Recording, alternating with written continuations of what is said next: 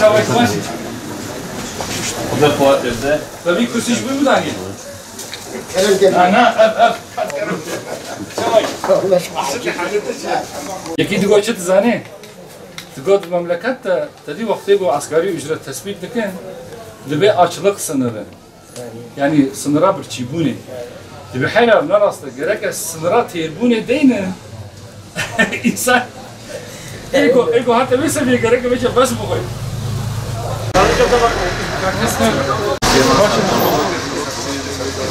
Asker hoca çağıran başın. Başın inşallah.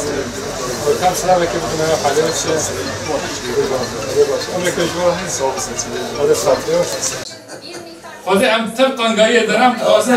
Tekrar bir raya maçlar. Tişt.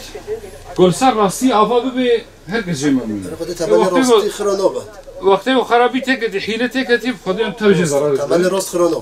وجه گرک ام تملی خو راست دینن جبونا کو ملت تر راحت. فکر نه شرو پرچونه و فقیری خودت تخیش بال نه. کسی دعوا. آخرت شو دو پرگنال باستانی آدم باش ان شاء الله. الحمد لله الحمد لله الشوي خدش راضي الحمد لله خدي يوم هذا على جزيره وكم شرابك يجي مثلا راح يبقى هبي شكايتك وهبي ام لو بحسن شو كان بيش السياسه جبوي ملات تشكل دردي ملات شبه غيرك دردي سياسه معنا aynı باكو حتى تشبه باكو بروبلمي ما تر çözüm yaratıyor.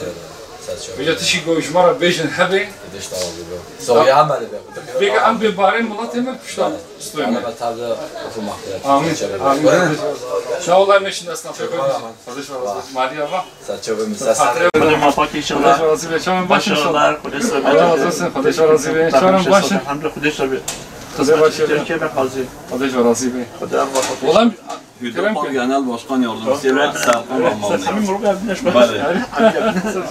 خدای موفق خدش راضي به كم دعوة شو بكنج حكومتي دولتي شكايته وش هي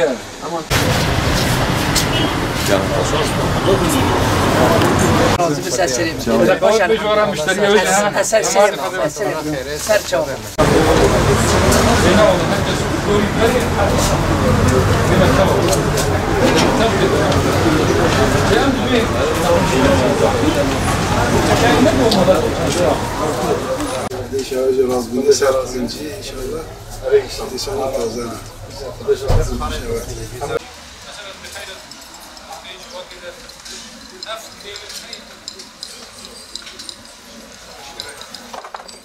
Dünkü Şırnak ziyaretimizden sonra bugün Cizre ilçemizde temaslarda bulunduk. Özellikle esnaflarımızı ziyaret ettik. Sorun ve sıkıntılarını dinledik. Cizre halkının öne çıkan birden fazla sorunu var. Bazı talepleri var. Her şeyden önce Cizre'de Kadın Doğum ve Çocuk Hastalıkları Hastanesi'nin olmayışından insanlar ciddi şekilde şikayet ediyorlar. Bu ihtiyacın bir an önce giderilmesi gerekiyor. İkinci husus, Hamur'dan Nusaybin'e kadar giden İpek yolunun yol yapım çalışmalarının bir türlü bitirilmemesi, yapılan yolların da kısa süre içerisinde yeniden bozulması çok ciddi bir sorun. 2021 yılında 12 milyar dolarlık bir ticaret hacmine ulaşan Hamur sınır kapısı 2022 yılı itibariyle 15 milyar doların üzerine çıktığı tahminler bu yönde. Böylesi devasa bir ticaret hacminin bulunduğu Habur sınır kapısı, yani Irak'la olan ticaretin ana kapısı olan Habur sınır kapısına giden ulaşım ağlarının bu denli kötü olması kabul edilebilir bir durum değildir. Bir an önce bu yolların işler hale gelebilmesi ve kaliteli hale gelmesi için gerekli altyapı çalışmalarının bir an önce bitirilmesi gerekiyor. Öne çıkan üçüncü bir başlığımız da özellikle Cizre'nin Bozalan TOKİ konutlarının üst bölgesine bırakılan atıklar sorunu. Burada ciddi bir çevre kirliliğine sebebiyet veriyor. Cizre halkı buradaki çöplerin, atıkların yeniden ekonomiye kazandırılması ve oradan bir enerji üretilmesi ve atık sorununun bir an önce çözülmesini talep ediyoruz. Zira gelişi güzel bölgelere bırakılan çöpler hem insan sağlığını etkiliyor hem hayat kalitesini ciddi şekilde düşürüyor. Tabii ki esnaflarımızın bunun dışında hayat pahalılığı, girdi maliyetlerinin artışı konusunda ciddi bir sıkıntısı var. Neticede halkın alım gücünün düşmesi esnaflarımızı doğrudan etkiliyor.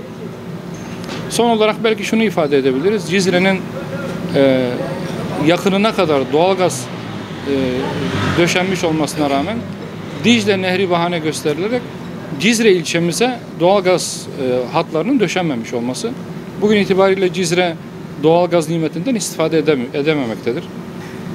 Türkiye gibi denizin binlerce metre altından doğalgaz çıkarabilme kapasitesine sahip bir ülke, Dicle Nehri gibi bir nehrin altından bu doğalgaz tesisini geçiremiyor olması kabul edilebilir bir durum değildir.